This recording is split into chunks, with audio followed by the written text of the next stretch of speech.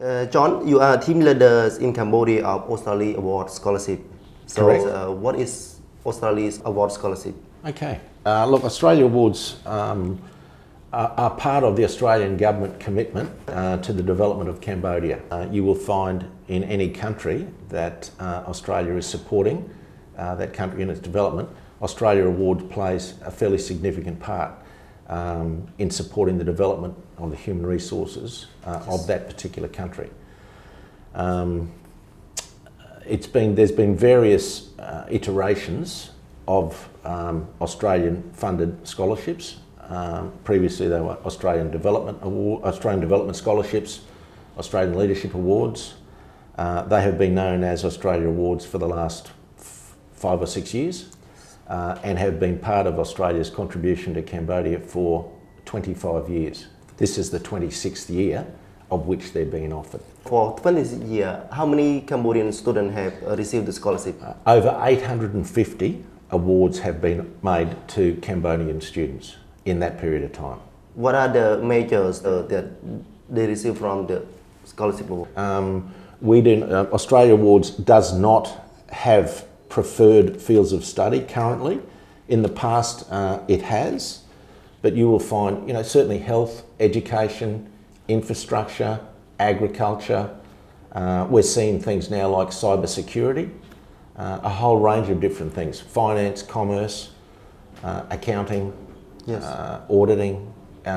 We do not limit, other than Masters of Business Administration, which Australia Awards does not support. Any field of endeavour is invited and encouraged to apply. The Australian Awards give generally from BA to master degree or? No, it's limited to postgraduates only. Postgraduates only. So masters or PhDs. So generally it's been, the vast majority have been masters by coursework. However, we have introduced in the most recent cycle last year, masters by research. And we'd encourage people to apply for masters by research. PhDs are available in exceptional circumstances. So we provided 1 last year and probably only 2 over the last 2 or 3 cycles. So the majority are masters by coursework, but we would anticipate going forward there will be a number of masters by research. So do you think the research majors in Cambodia is very important to the Cambodian development currently? Yes, I mean that's a policy decision that was made by the Australian Embassy. They believe that there is, due to the development of Cambodia, they'd like to support media, they'd like to support think tanks, they'd like to support any research institutes so they can provide sound evidence-based policy or analysis and advice to government, to the private sector, to NGOs. From your perspective, how should the student focus on the research?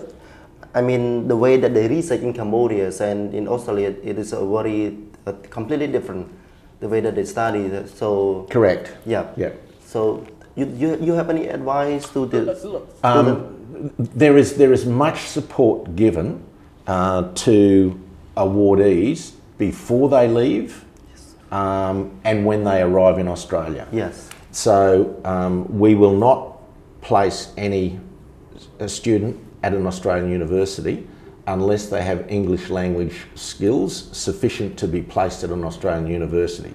But even with those skills, they still do 6 weeks pre-departure training here in Cambodia, okay?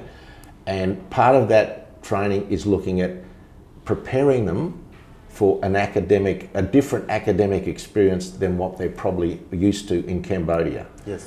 Part of that 6-week course includes the fact that they would do a 1,500-word research paper.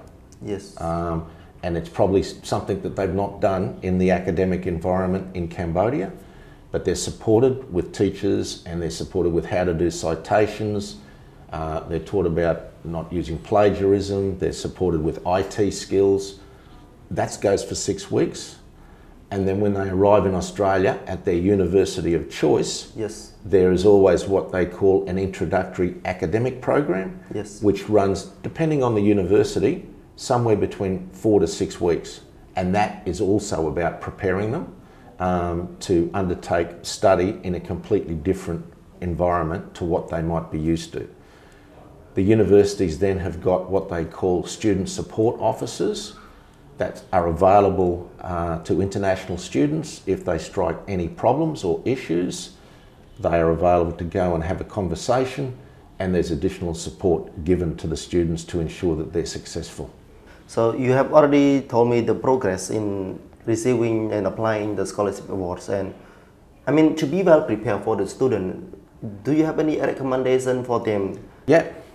Look, we run information sessions for potential applicants. Yes. The last 3 days I've been in the provinces, we were at Battambang and Siem Reap, and we had large numbers attended those sessions. We have a public information session tomorrow where we've invited anyone from the public who is interested in applying to come along. We will do a presentation, and then it's open forum for questions and answers, right? It's really important that people prepare well. Applications are open now from the 1st of February, yes, to the 30th of April. Yes. We've been advertising intake 2021, yes, since about November last year.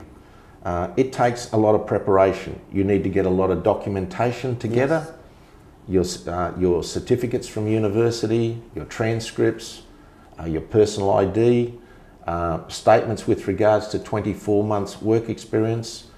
There's quite a bit of work to get involved, and then you have to write a number of statements in the application form. Things about what you will do on your return to Cambodia. yes, How will you make a difference? That's the theme of Australia Awards, making a difference with an Australia Award. So questions will be posed in the application, yes, and also in the interview process about what impact you will have on your return to Cambodia. So it's really important that potential applicants are very, very clear with how they will use their past study experience, yes, their working experience, and their proposed course of study, and how they will be married together to come back and make a difference to the development of Cambodia. It has been 26 years now, so do you notice that after they return from Australia, have they, all of them, contribute to their study field? Yeah, in the I mean, we could give you, we do a lot of case studies, yes, and analysis. We do a lot of surveys, and I can provide you with some of that material. It's always interesting, but we do individual case studies as well. We have people across government, yes, in NGOs, in the private sector, and they are all making a contribution to their organisation and to the community. There's no question about that. Thank you, John, for your valuable time interviewing with ThmeyThmey.com. Thank you. That's all right. Thank you very much.